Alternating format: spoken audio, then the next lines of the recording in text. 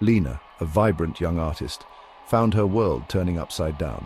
She had always been the kind of person who saw the world in vivid hues, her life a canvas of endless possibilities. Her studio was a sanctuary, filled with the scent of fresh paint and the sound of soft music where she could lose herself for hours in her art. At 29, her life was brimming with colors, each day a new opportunity to create something beautiful. Her friends often marveled at her ability to find joy in the smallest details, whether it was the way the light hit a flower petal or the intricate patterns in a butterfly's wings. Each stroke of her brush echoed the joy within her, a symphony of colors that danced across the canvas. Her art was not just a hobby, it was an extension of her soul, a way to communicate the emotion she couldn't put into words. But a rare neurological disease cast a shadow over her life. It was as if a dark cloud had settled over her once bright world, threatening to snuff out the light she had always known. It began subtly, almost imperceptibly at first. A slight tremor in my hand, something I brushed off as fatigue or stress. A slight tremor in my hand, a nuisance that I thought would pass. But it didn't. It grew worse, more persistent. A fleeting moment of imbalance, a stumble that made me question my own body. I started to feel like a stranger in my own skin. Soon it tightened its grip, stealing my mobility, making every step a challenge. I found myself relying on others for support, something I had never imagined. My speech, my very essence, became a struggle. Words that once flowed effortlessly now felt trapped, tangled in my mind. Lina's days became a struggle against an invisible force. Each morning she woke up hoping for a miracle, only to be met with the harsh reality of her condition. She fought to maintain her balance, both physically and emotionally. The world around her seemed to shift, making her question her every move. Her words stumbled as if lost in translation, each sentence a battle to be understood. Conversations that once brought her joy now filled her with dread. Her once steady hand, the instrument of her creativity, trembled, no longer able to translate the visions dancing in her mind onto the canvas. It was as if her own body had betrayed her. No longer able to translate the visions dancing in her mind onto the canvas, she felt a profound sense of loss. Her art, her refuge, seemed to slip away from her grasp. The vibrant colors of my life seemed to fade, replaced by the muted tones of uncertainty and fear. I looked at my old paintings, reminders of a time when I felt invincible. Replaced by the muted tones of uncertainty and fear, my world seemed to shrink. The once bright future now appeared dim and uncertain. Despite the relentless progression of my condition, I clung to hope. I found solace in small moments, in the memories of better days. I sought solace in the familiar routine of my art, even if my creations now reflected the turmoil within. Each piece became a testament to my struggle, a way to process the chaos inside me. Even if my creations now reflected the turmoil within, they were a part of me. My art became darker, more intense, mirroring the storm that raged inside. Each stroke, though shaky, was a testament to her resilience, a silent vow to never surrender to the darkness that threatened to engulf her.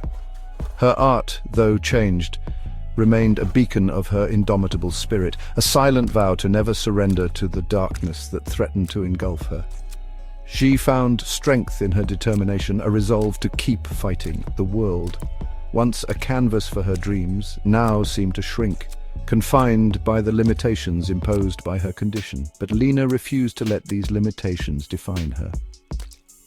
Yet even in the face of adversity, Lina refused to let the flame of hope within her dwindle. She knew that as long as she had hope, she had a reason to keep going. I knew I had to keep searching, keep fighting for a chance to reclaim my life. I spent hours researching, looking for treatments, for anything that could help, keep fighting for a chance to reclaim my life. I pushed myself, physically and mentally, determined to find a way to overcome the challenges I faced. Lina's journey led her from one specialist to another, each consultation offering a glimmer of hope, a small light in the vast darkness of uncertainty that surrounded her. Every visit to a new doctor brought with it a mix of anticipation and dread. She would sit in the waiting room, her heart pounding, her mind racing with questions and fears. Would this specialist have the answers she so desperately sought? Would they offer a new perspective, a new treatment, a new hope? Only to be followed by the crushing weight of reality. The news was often the same: limited options, uncertain outcomes, and the ever-present shadow of her rare disease looming over her. Each disappointment felt like a heavy blow, knocking the wind out of her sails, leaving her feeling more lost and alone than before. The treatments available were limited, their efficacy uncertain, their ability to halt the progression of her rare disease questionable at best. The medical documents she pored over were filled with jargon and statistics that painted a bleak picture. The words blurred together, a confusing mix of hope and despair. She felt like she was drowning in a sea of medical information, struggling to find a lifeline. My spirit, though tested, refused to be broken. Despite the setbacks, I knew I had to keep fighting. I had to find a way to navigate this storm, to find a path forward. The challenges were immense, but so was my determination. I couldn't let this disease define me. I had to find a way to rise above it. I immersed myself in understanding my condition, devouring medical journals, and connecting with support groups online. The more I learned, the more empowered I felt. Knowledge became my weapon, my shield against the fear and uncertainty. The support groups were a lifeline, a source of comfort and strength. I wasn't alone in this fight. There were others who understood, who shared my struggles and my hopes. It was during one of these late-night online searches that Lina stumbled upon a beacon of possibility. A clinical trial for a new experimental treatment for her rare neurological disease. The article was buried deep in a medical journal, a small glimmer of hope in the vast expanse of information. Her heart raced as she read the details, her mind filled with questions and possibilities. The news sent a jolt of electricity through her, a surge of adrenaline mixed with a cautious sense of hope. Could this be the breakthrough she had been searching for? The possibility was tantalizing. A light at the end of a long, dark tunnel. She felt a spark of excitement, a flicker of hope that had been absent for so long. Could this be the answer I had been desperately searching for? The questions swirled in my mind, a mix of hope and fear. What if this was the breakthrough I needed? What if it wasn't? The uncertainty was overwhelming, but so was the possibility. I had to know more. I had to find out if this could be the lifeline I'd been clinging to. The clinical trial, as Lina learned, was still in its early phases, testing the safety and efficacy of a novel gene therapy approach. The researchers were cautiously optimistic, their work representing the cutting edge of medical science. The trial was a beacon of hope, a chance to target the root cause of her condition, to potentially reverse the damage that had been done. It promised to target the root cause of her condition, offering a chance not just to manage her symptoms, but to potentially reverse the damage already done. The idea was revolutionary, a potential game changer in the field of neurology. The more she learned, the more hopeful she became. This wasn't just a treatment, it was a chance at a new beginning. The possibility, however remote, was enough to ignite a flicker of hope in my heart. For the first time in a long time, I felt a sense of optimism. The road ahead was still uncertain, but I had a direction, a goal to strive for. The clinical trial represented a chance, a possibility, and that was enough to fuel my determination. For the first time in what felt like an eternity, I felt a glimmer of optimism. The weight of despair began to lift, replaced by a sense of purpose. I knew the journey ahead would be challenging, but I was ready to face it. I had hope, and that made all the difference. The clinical trial, though fraught with uncertainties, represented a chance, a possibility, a beacon of hope in the darkness. Lina knew that the road ahead would be filled with challenges, but she was ready to face them. She had found a glimmer of hope, and that was enough to keep her going, and that was enough to fuel her determination. She knew she had to explore this path, to learn more, to understand if this could be the lifeline she had been desperately clinging to. The journey ahead was uncertain, but she was ready to face it with courage and hope. She knew she had to explore this path, to learn more, to understand if this could be the lifeline she had been desperately clinging to. The journey ahead was uncertain, but she was ready to face it with courage and hope. The clinical trial represented a new beginning, a chance to rewrite her story, and she was determined to seize it with both hands.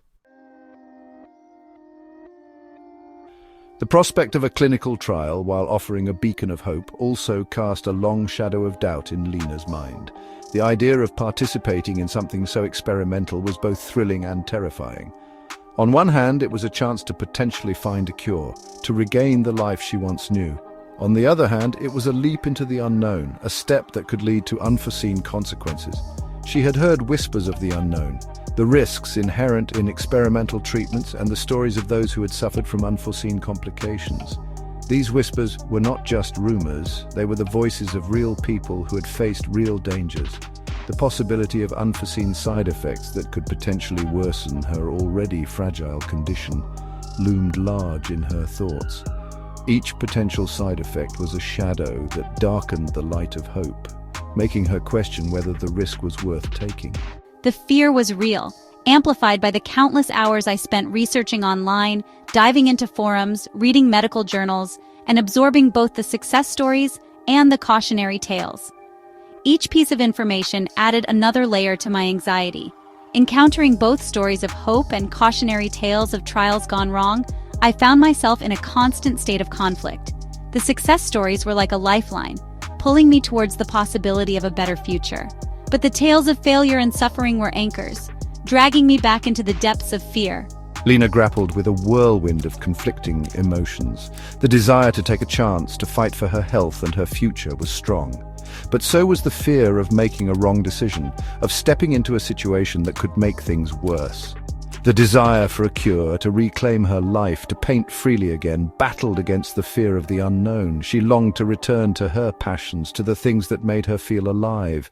But the shadow of doubt was always there, reminding her of the risks. The possibility of jeopardizing the little control she still had over her body was a constant worry.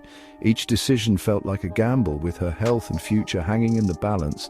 The ethical implications of participating in a clinical trial also weighed heavily on her mind.